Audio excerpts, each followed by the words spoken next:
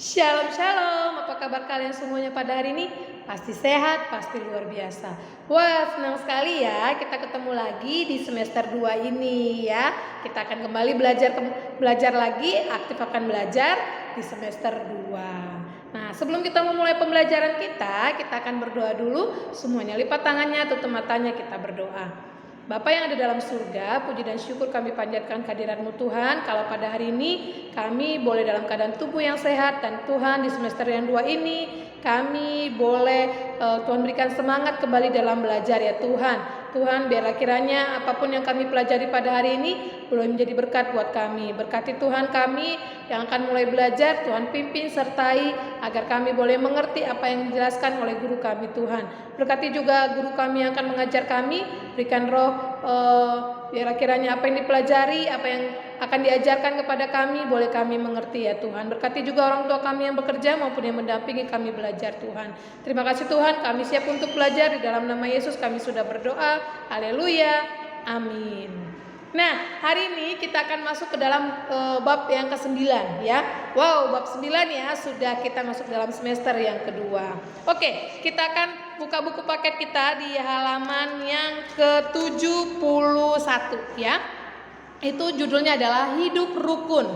Hidup Rukun. Kita akan belajar, temanya adalah Hidup Rukun ya.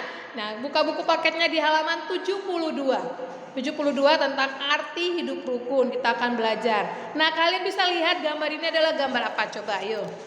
Iya, ini ada yang tahu gambar apa? Ya, betul sekali. Ini adalah gambar Daud melawan Goliat. Daud sedang menghadapi Goliat yang sangat besar, raksasa. Lihat, itu Goliat sangat besar, sementara Daud sangat kecil sekali ya. Daud hanya bisa mengalahkan Goliat dengan apa ini? Ketapel dengan batu yang sangat kecil ya. Nah, bagaimana cerita tentang hidup rukun? Kita akan belajar sama-sama. Oke?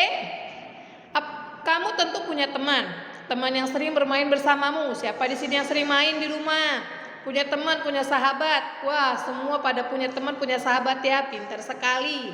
Nah, setiap hari rukun. Setiap hari rukun bergaul denganmu. Apa arti kata rukun? Nah, kalian mungkin kelas 2 sudah belajar di tematik ya.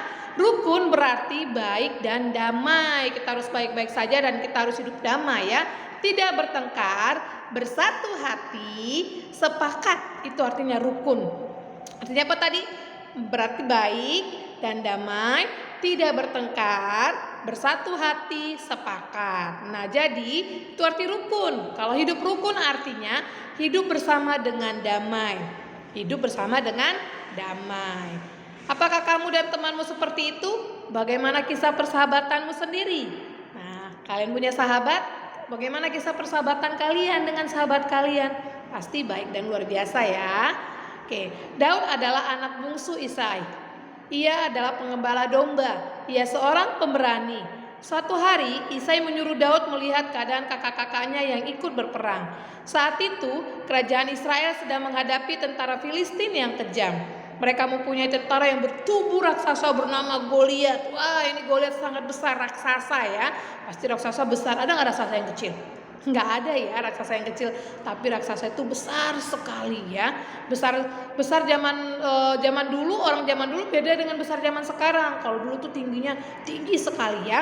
Makanya katakan mereka seperti bertubuh raksasa bernama Goliat. Ingat ya, raksasanya bernama Goliat.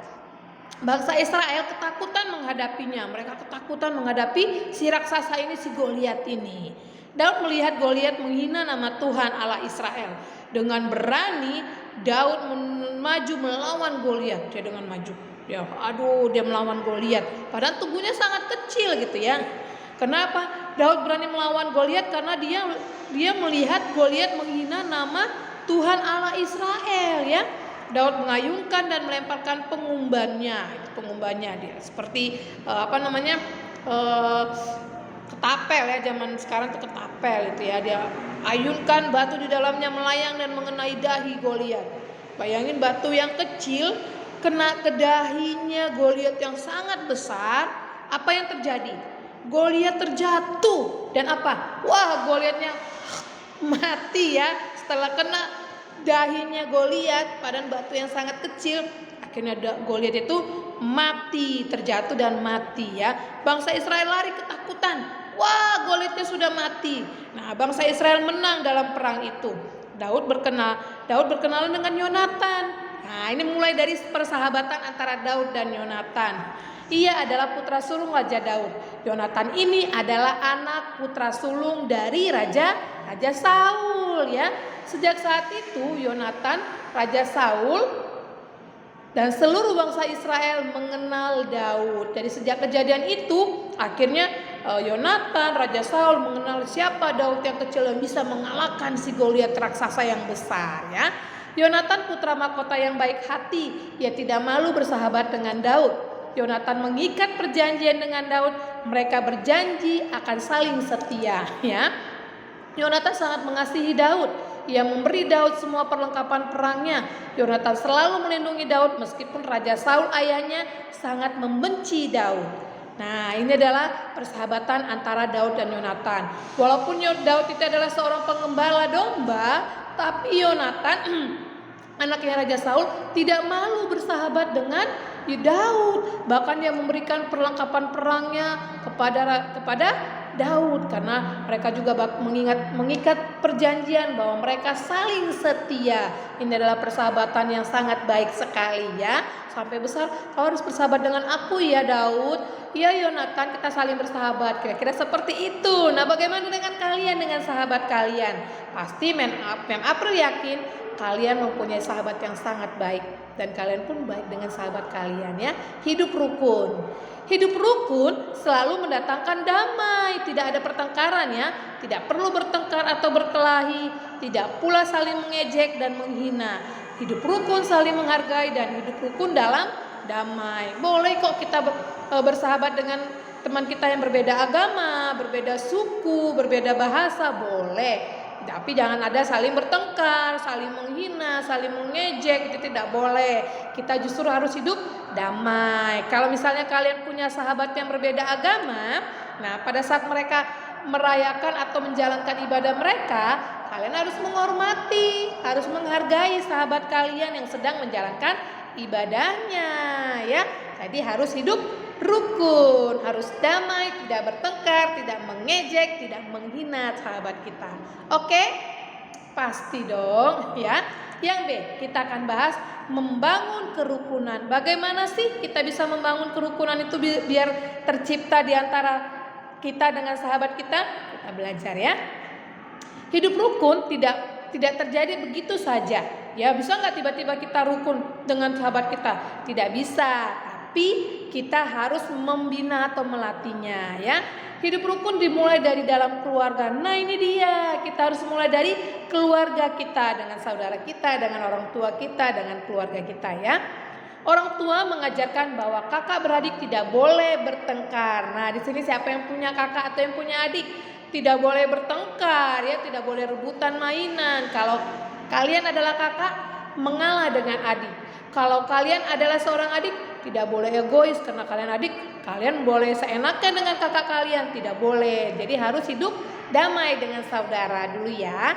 Tidak berebut mainan, tetapi saling meminjamkan. Nih deh aku pinjamin, ini kak aku pinjamin. Jadi kan hidupnya damai, jadi senang deh, ya enggak?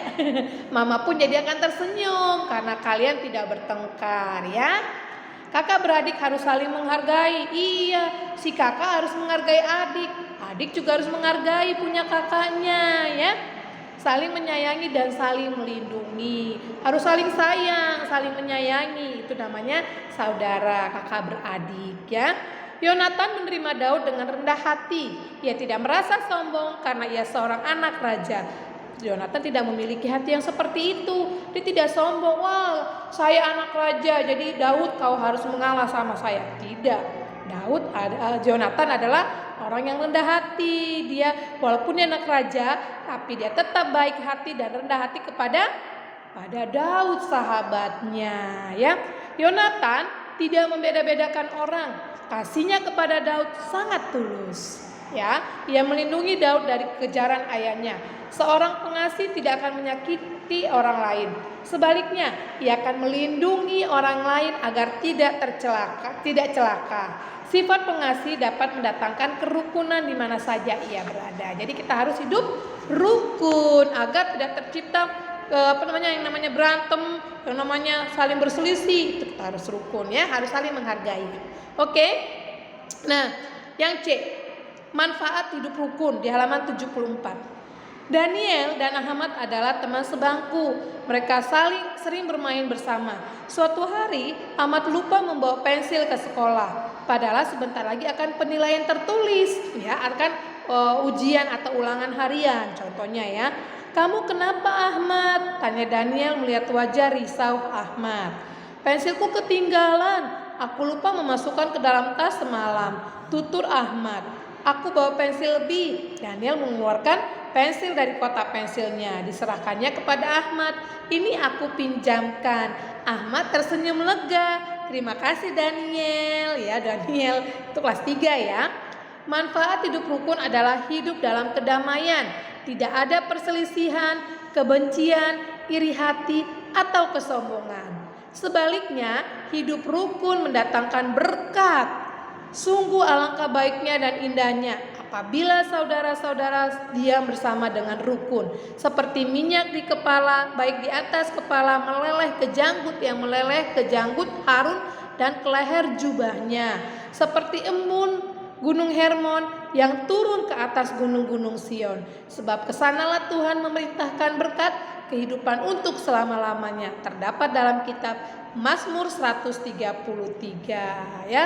Nah, ini adalah firman Tuhan yang mengatakan kalau kita hidup rukun, kita hidup damai dengan sahabat kita, dengan orang lain, itu akan mendatangkan berkat yang melimpah dalam hidup kita. Berkat kesehatan, berkat kita bisa menjadi berkat buat orang lain. Itu adalah berkat yang melimpah dalam kehidupan kita. Siapa di sini yang mau hidup rukun dengan orang lain, dengan teman atau dengan sahabatnya, juga dengan keluarganya, kakak, adik, mama, papa. Siapa di sini mau hidup rukun? Wah, Mem April mau. Iya, semuanya mau ya. Wah, hebat semua anak SDA Evo Sawangan kelas 2 ya.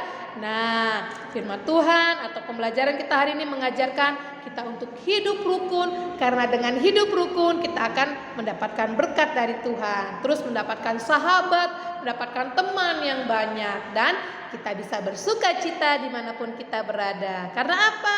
Karena kita memiliki sahabat, kita hidup rukun dengan orang lain. Oke, pastinya. Nah, Mem April berharap melalui pembelajaran hari ini boleh kalian lakukan dalam kehidupan kalian. Mulailah dari rumah kalian dengan kakak, adik, abang, dengan orang tua, siapapun yang ada di rumah kalian, kalian hidup rukun. Nah, setelah kalian keluar rumah bertemu dengan teman, kalian juga hidup rukun. Tidak boleh egois, tidak boleh berantem, tidak boleh iri, harus hidup dalam kasih, hidup dalam rukun. Oke? Nah, hari ini cukup sini saja pembelajaran kita pada hari ini. Nah, menjadi tugas kalian cukup hanya PS1, PR1 ya. Banyak juga ya Mem, enggak sih, cuma sedikit ya. Kalian boleh lihat di halaman 74. Lihat itu ada gambar, berikan tanda centang pada gambar-gambar yang memperlihatkan kerukunan. Nih, rebutan sepeda hidup rukun tidak. Terus memberikan ucapan, memberikan bantuan itu hidup rukun tidak. Terus ini membantu teman yang sedang pakai tongkat, itu hidup rukun tidak. Terus berdoa, itu hidup rukun tidak. Nih, bertengkar hidup rukun tidak. Ya, kalau dia hidup rukun kalian centang, kalau tidak kalian tanda silang. Ini kerjakan di buku paket kalian ya. Yang kedua, PR-nya itu di halaman 75. Yang kegiatan pembelajaran dari nomor 2 sampai nomor 8 saja. Nomor 2 sampai nomor 8. Jadi 2, 3, 4, 5, 6, 7, 8 kalian kerjakan di buku tulis ya. Di buku tulis agama, bukan di buku paket, nanti takutnya tidak muat ya. Oke? Nanti kalian kumpulkan ke GCR agamanya Mem April. Oke, sampai di sini dulu pembelajaran kita. Biarlah pembelajaran hari ini boleh menjadi berkat buat kalian. Kalian dapat hidup rukun di tengah-tengah keluarga, di tengah-tengah orang lain, sahabat kalian dimanapun kalian berada. Oke, agar kalian berkat Tuhan tercurah dalam hidup kalian dan kalian pun bisa menjadi berkat buat orang lain. Ya, Oke, nah hari ini sebelum mengakhiri pembelajaran kita berdoa dulu, semua lipat tangannya, tutup matanya, kita berdoa. Bapa yang ada dalam surga, kami mengucap syukur Tuhan karena kasih-Mu yang begitu luar biasa kami rasakan. Tuhan Yesus, saat ini kami bersyukur kalau kami boleh belajar, diingatkan kembali untuk hidup rukun bersama dengan keluarga kami, teman-teman kami dimanapun kami berada Tuhan. Karena kalau kami hidup rukun Tuhan, berkat Tuhan tercurah dalam hidup kami, dan kami pun boleh menjadi berkat bagi orang lain ya Tuhan. Tuhan Yesus, biarlah kiranya pembelajaran hari ini boleh menjadi berkat buat kami, dan kami boleh aplikasikan dalam kehidupan kami ya Tuhan. Terima kasih Bapa di surga, kami menyerahkan hidup kami sepanjang hari ini ke dalam tangan-Mu. Biarlah Tuhan di semester yang baru ini kami boleh kembali semangat belajar, dan Tuhan biarlah setiap pembelajaran yang diberikan oleh guru-guru kami boleh kami mengerti dengan baik ya Tuhan. Terima kasih Tuhan, ini doa kami, berkati juga guru-guru kami dan juga orang tua kami yang bekerja maupun yang mendampingi kami belajar. Kiranya berkat dari surga melimpah dalam kehidupan mereka semua ya Tuhan. Terima kasih Bapa, di dalam nama Yesus kami sudah berdoa, haleluya, amin. Oke, tetap semangat. Jangan lupa berdoa, dan Tuhan Yesus memberkati kalian semua. Bye-bye. God bless you.